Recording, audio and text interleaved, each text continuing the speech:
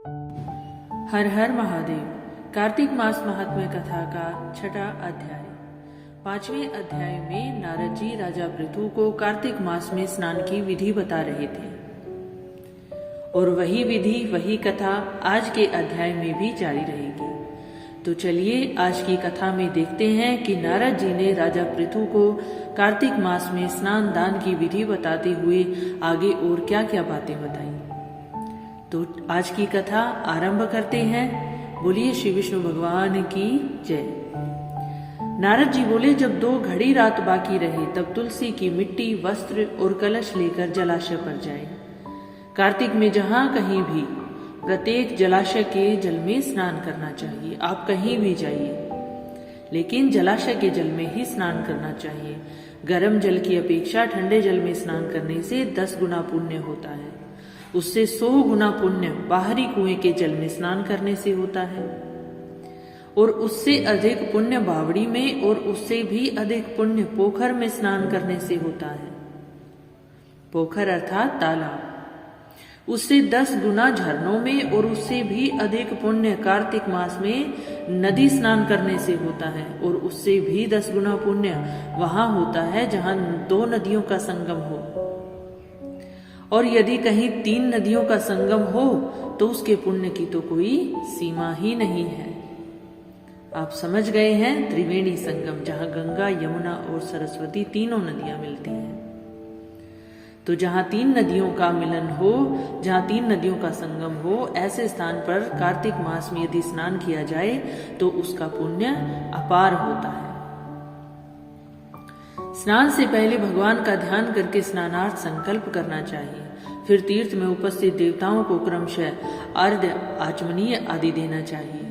अर्घ्य का मंत्र इस प्रकार है कि हे कमलनाथ आपको नमस्कार है, हे जलाशयी भगवान आपको नमस्कार है, हे ऋषिकेश आपको प्रणाम है, मेरे दिए गए अर्घ्य को आप ग्रहण करें। वैकुंठ, प्रयाग तथा बद्रिकाश्रम में जहां कहीं भगवान विष्णु गए वहां उन्होंने 3 प्रकार से अपना पांव रखा था। वहां पर ऋषि, वेद, यज्ञों सहित सभी देवता मेरी रक्षा करते रहे। हे जनार्दन, हे दामोदर, हे देवेश, आपको प्रसन्न करने के लिए मैं कार्तिक मास में विधि विधान से ब्रह्म मुहूर्त में स्नान कर रहा हूं।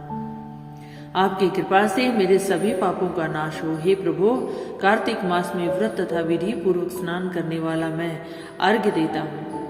आप राधिका सहित ग्रहण करें।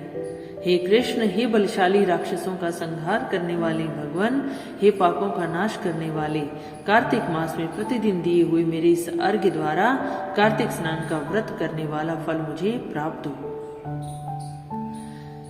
ऐसी प्रार्थना कर तत्पश्चात विष्णु, शिव तथा सूर्य का ध्यान करके जल में प्रवेश कर नाभि के बराबर जल में खड़े होकर विधि पूर्वक स्नान करना चाहिए। गृहस्थी को तिल और आंवले का चूर्ण लगाकर, विधवा स्त्री या यति को तुलसी की जड़ की मिट्टी लगाकर स्नान करना चाहिए। सप्तमी, अमावस्या, नवमी, त्रयोदशी, द्वितीया, दशमी आदि तिथियों को आंवला तथा तिल से स्नान करना वर्जित है। इन तिथियों पर आंवले या तिल के तेल का उपयोग नहीं करना चाहिए। स्नान करते हुए निम्न शब्दों का उच्चारण करना चाहिए कि जिस भक्ति भाव से भगवान ने देवताओं के कार्य के लिए 3 प्रकार का रूप धारण किया था, वही पापों का नाश करने वाले भगवान विष्णु अपनी कृपा से मुझे पवित्र बनाए। और जो मनुष्य भगवान विष्णु की आज्ञा से कार्तिक व्रत करता है उसकी इंद्र आदि सभी देवता रक्षा करते हैं। इसलिए वो मुझे भी पवित्र करें। बीजों, रहस्यों तथा यज्ञों सहित वेदों के मंत्र, कश्यप आदि ऋषि, इंद्र आदि देवता मुझे पवित्र करें। अदिति आदि सभी नारियां, यज्ञ, सिद्ध, सर्प और समस्त औषधियां व तीनों लोकों के पहाड़ मुझे पवित्र करें। इस प्रकार कहकर स्नान करने के बाद मनुष्य को हाथ में पवित्री धारण करके देवता, ऋषि, मनुष्यों तथा पितरों का विधि पूर्वक तर्पण करना चाहिए।